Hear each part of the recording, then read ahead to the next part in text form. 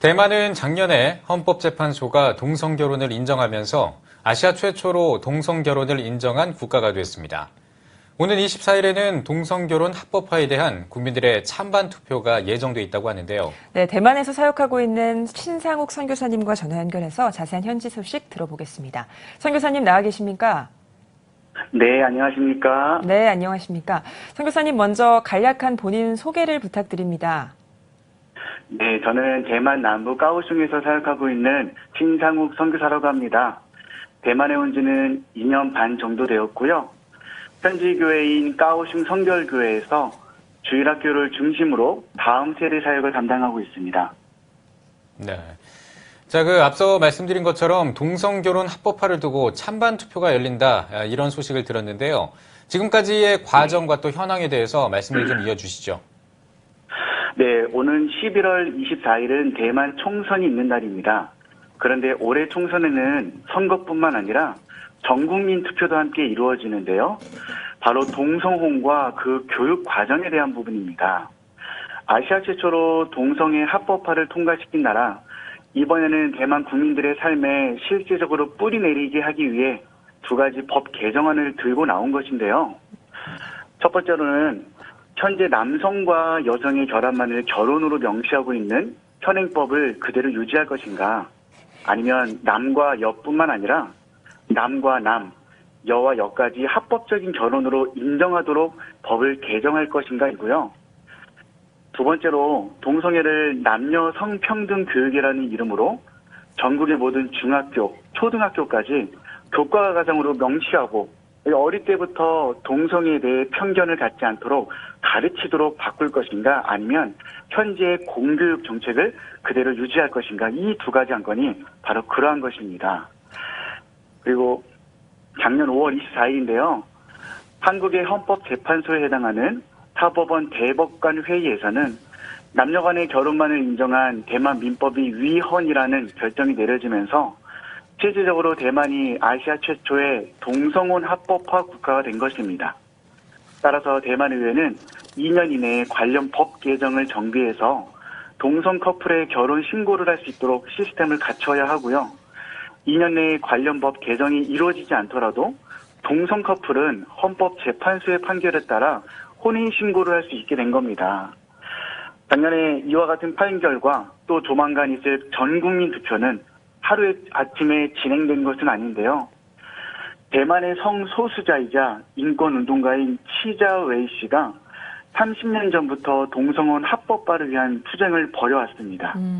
1986년 커밍아웃은 한 후에 5개월여를 감옥에서 보냈고, 또 같은 해 타이페이 지방법원에 동성결혼 공증을 신청했다가 거절당하는 등 여러 청원과 소송 등을 이어왔는데요. 그 후 결과 정치권과 대만 전역에서 점차적으로 공론화가 되고 있다고 말할 수가 있습니다. 네. 투표를 앞두고 현황을 짚어주셨는데요. 그러면 또 투표를 앞두고 현지 분위기는 어떤지 궁금하거든요. 네. 지난 2001년까지만 해도 대만 인구의 상당수는 사실 동성혼 합법화에 그렇게 반대를 했습니다. 그러나 현재는 젊은 층을 중심으로 절반가량이 혹은 그 이상이 찬성하고 있는데요. 또한 끊임없이 평등한 대우를 위한 법 개정 촉구를 하고 있습니다. 2016년 11월에 제출된 민법 개정안인 혼인평등권 초안이 통과되었는데, 그 핵심 내용은 혼인은 남과 여 당사자가 스스로 결정할 것이라는 규정에서 남과 여 대신에 두 당사자로 수정한 거죠. 그 밖에도 같은 해인 2016년 타이베이시는 동성 파트너에 대한 증서를 발부하기 시작했는데요. 비록 법적 구속력은 없지만 아이디 카드 모양의 동성 파트너십 증서가 있는 커플의 경우 상대방의 의료 동의서에 서명하는 등의 제한적인 권리 행사가 가능하게 된 겁니다. 특히나 동성애를 옹호하는 대만 차이 임원 총통이 당선된 후에 대만은 1년도 안 되어서 동성애 옹호 국가가 되었는데요. 이 차이 총통은 선거 과정에서부터 공개적으로 동성혼 합법화를 지지하고 권리 향상을 약속하면서 찬성파들의 큰 지지를 받아왔습니다. 특히 작년 민법 통과 당시에 있었던 대법관 15명 중에 무려 7명이 차이잉원 총통이 임명한 사람으로서 동성혼을 위한 큰 지지를 준 것으로 알려져 있습니다. 네. 이번 선거 결과가 어떻게 나오느냐에 따라서 이 동성애와 관련된 법안이나 정책에도 많은 영향을 줄 것 같은데요. 서 교사님, 현직 교계 반응은 어떤지 또 어떤 움직임들이 있는지 말씀을 해주시죠.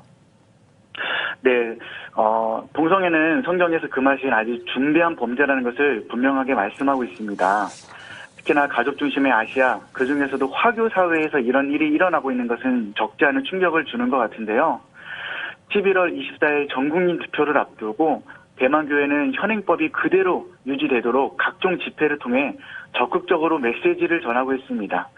여러 스티커를 제작해서 성도들의 차나 오토바이에 붙이게 하거나 또 이웃들에게 나눠주게 하고 지역별로 구국 기도회를 여는 등 여러 노력을 하고 있고요.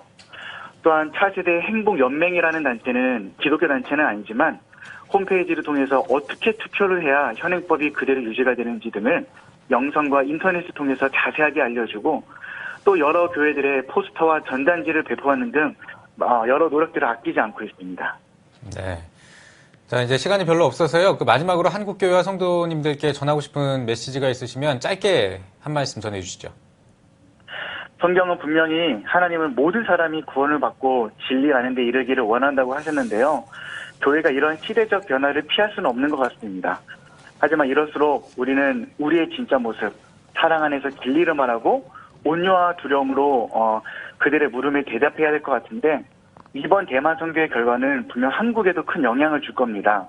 이 현행법이 그대로 유지되도록 그리고 이런 교육들이 초등 교과 과정에 들어가지 않도록 기도로 함께해 주시기를 다시 한번 부탁드립니다.